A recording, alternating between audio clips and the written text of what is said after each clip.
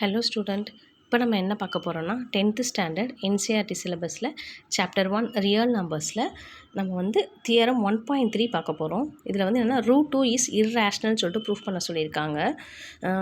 நான் வந்து இந்த சம் நீங்கள் பார்க்குறதுக்கு முன்னாடி உங்களுக்கு வந்து இர்ரேஷ்னல் நம்பர்னால் என்ன, ரேஷ்னல் நம்பர்னால் என்ன, கோப்ரைம் நம்பர்னால் என்ன அப்படிங்கிறத தெரிஞ்சுக்கணுன்னா டிஸ்கிரிப்ஷனில் வந்து நான் உங்களுக்கு லிங்க் அனுப்பிச்சிருக்கேன்.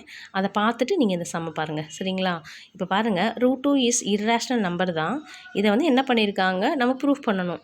ப்ரூஃப் பண்ணுறதுக்கு நம்ம என்ன பண்ணிக்கலாம், லெட் அஸ் அஸ்யூம் கான்ட்ராரினா மாறாக நம்ம தப்பாக ஒரு அசம்ஷன் எடுத்துக்கலாம். என்ன எடுத்துக்கலாம், √2 இஸ் ரேஷ்னல்னு சொல்லிட்டு நம்ம எடுத்துக்க போகிறோம். இர்ரேஷ்னல் தான் ப்ரூஃப் பண்ணணும், ஆனால் நம்ம வந்து என்ன பண்ணிக்கலாம், ரேஷ்னல்னு சொல்லிட்டு நம்ம எடுத்துக்கிட்டு ஃபைனலாக வந்து அந்த ரேஷ்னலுக்கு வந்து இந்த கண்டிஷன் ஒபே பண்ணலை அப்படின்னு சொல்லி தெரிஞ்சதுக்கப்புறம் இது வந்து ரேஷ்னலில் வந்து ஒபே பண்ணலை அப்படின்னு சொல்லிட்டு கடைசியில் வந்து இர்ரேஷ்னல்னு சொல்லிட்டு நம்ம ஒத்துக்க போகிறோம், சரிங்களா? இப்போ என்ன பண்ணலாம், இர்ரேஷ்னல் ப்ரூவ் பண்ணுறதுக்கு ரேஷ்னல் நம்ம எடுத்துக்க போகிறோம். So √2 is rational. ரேஷ்னல் நம்பர்னால் என்னென்னா, அது என்ன ஃபார்மேட்டில் இருக்கணும்னா, √2 இஸ் p/q ஃபார்மேட்டில் இருக்கணும். இந்த p/qக்கு ஹேவிங் காமன் ஃபேக்டர், இது ரெண்டுக்கும் வந்து காமனாக ஒரு ஃபேக்டர் இருக்குது. ஸோ பிங்கிறது ஒரு இன்டீஜர், க்யூங்கிறது ஒரு இன்டீஜராக இருக்கணும். ஆக்சுவலாக வந்து என்னென்னா q வந்து நாட் ஈக்குவல் டு 0வாக இருக்கணும், இதான் கண்டிஷன். இப்போ பாருங்கள், after reducing p/q we get √2 is equal to a/b. இப்போ பார்த்தீங்கன்னா நான் இங்கே கிராஸ்ட் எழுதியிருக்கேன், p/qவை ரெடியூஸ் பண்ணால் a/bன்னு சொல்லிட்டு. இந்த a/bயை வந்து கோப்ரைம்னு எடுத்துக்கிறேன், சரிங்களா? இது நான் உங்களுக்கு வந்து கொஞ்சம் ஈஸியாக புரியணும்னா இப்போ நம்பர் எடுத்துக்கிறேன், 15 எடுத்துக்கிறேன் by 20. இது வந்து என்ன ஃபார்மேட்டில் இருக்குன்னா p/qன்ற ஃபார்மேட்டில் இருக்குது, சரிங்களா? ஸோ இப்போ இதுக்கு பாருங்களேன், ரெண்டுக்குமே காமன் ஃபேக்டர் வந்து என்னென்னா, இதை 5 டேபிளில் ரிடியூஸ் பண்ணலாம், ஓகேங்களா? ஸோ காமன் ஃபேக்டர் வந்து என்னென்னா, காமன் ஃபேக்டர் 5, சரிங்களா? ஸோ பிக்கும் க்யூக்கும் ஊடால காமன் ஃபேக்டர் இருக்குது, அதான் 15க்கும் 20க்கும், அதான் 5. இப்போ நான் இதை ரிடியூஸ் பண்ண போகிறேன். 3 5s are 15, 4 5s are 20. So இப்போ நம்ம என்ன கிடைக்கிது அப்படின்னா 3/4ன்ற ஒரு வேல்யூ கிடைக்கிது. ஸோ இதை தான் நான் என்ன பண்ணிக்கிறேன், a/bன்னு அசம் பண்ணிக்கிறேன். இப்போ பாருங்கள், 3ங்கிறது வந்து ஒரு ஈவன், ஒரு ஆட் நம்பர், 4ங்கிறது ஒரு ஈவன் நம்பர், சரிங்களா? ஸோ இப்போ இதை வந்து ஃபர்தராக நம்ம ரிடியூஸ் பண்ண முடியுமா? ரிடியூஸ் பண்ண முடியாது. அண்ட் இது ரெண்டுமே ஒரே டேபிளில் வராது, சரிங்களா? இந்த மாதிரி ஒரே டேபிளில் வராது தான் வந்து நம்ம என்ன சொல்கிறோம்னா கோப்ரைம்னு சொல்லிட்டு நம்ம சொல்கிறோம். இதுக்கு முன்னாடி காமனாக இருக்க 15/20 நம்ம வந்து என்ன சொல்கிறோம், நம்ம இன்டீஜர் p/q ஃபார்மேட்டு அப்படின்னு சொல்கிறோம், சரிங்களா? இப்போ புரியுதா? p/qவை வந்து காமன் ஃபேக்டர் இருக்குது, இதை ரிடியூஸ் பண்ணதுக்கப்புறம் வர ஆன்சர் a/b இருக்குது. இது வந்து கோப்ரைமு. ஸோ இதுக்கு வந்து என்ன தவிர, 1 தவிர, அதாவது நம்பர் 1 தவிர காமன் ஃபேக்டர் எதுவுமே இருக்கக்கூடாது, சரிங்களா? இப்போ என்ன பண்ணலாம், அதுதான் நான் இங்கே எழுதியிருக்கேன், a/b is coprime, a and b does not have a common factor, ஓகேங்களா? இப்போ நான் வந்து ரிடியூஸ் பண்ணி √2 is equal to a/bன்னு எடுத்துருக்கதை நான் இங்கே எடுத்திருக்கேன். இப்போ இந்த பியை வந்து கிராஸ் மல்டிப்ளிகேஷன் நான் கொண்டு போனால் என்ன ஆகும்னா, இந்த b √2 is equal to a, சரிங்களா? இப்போ நான் என்ன பண்ணுறேன், ரெண்டு பக்கமும் ஸ்கொயர் பண்ணுறேன், ஸ்கொயரிங் ஆன் போத் சைட்ஸ்.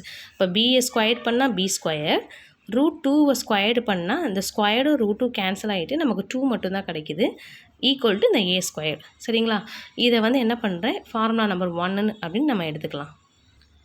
இப்போ நம்ம அந்த ஃபார்முலா 1ன்னு எடுத்துக்கிட்டோம். இப்போ b square is equal to a square by 2. அதாவது இங்கே கிராஸாக இருக்க இந்த 2வை வந்து நம்ம என்ன பண்ணுறேன், இந்த 2வை வந்து என்ன பண்ணுறேன், ஆப்போசிட்டில் நம்ம வந்து இந்த டிவிஷனில் கொண்டு போயிடுறேன், ஓகேங்களா?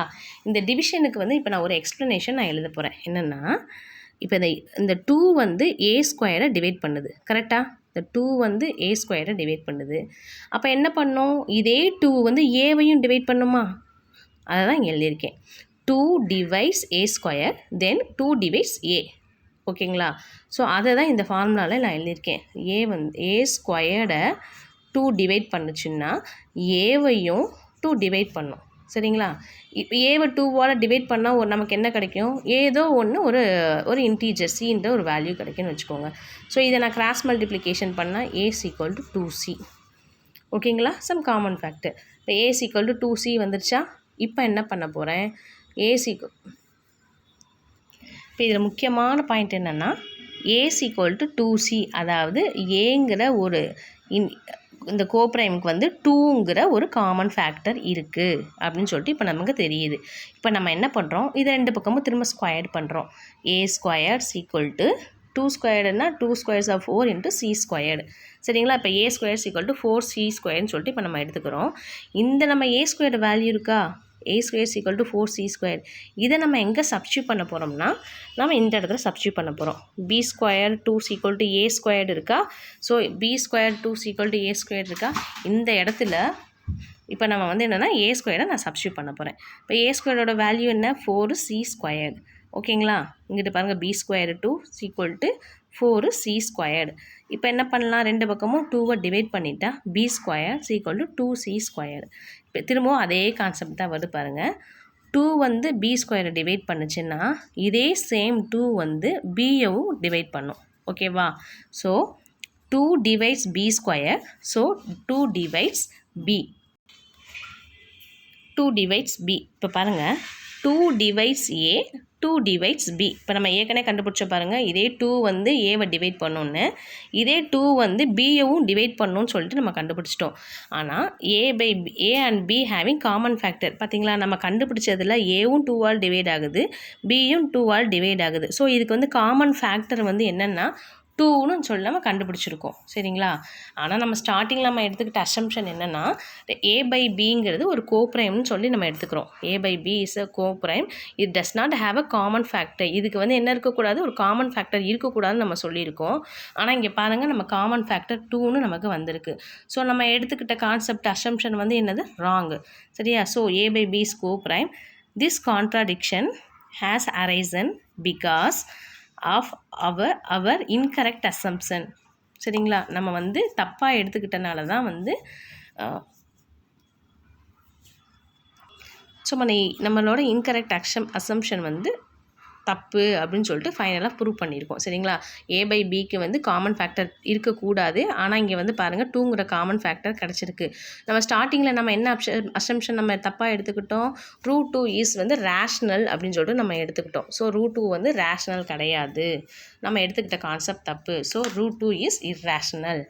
√2 இஸ் இர்ரேஷ்னல்.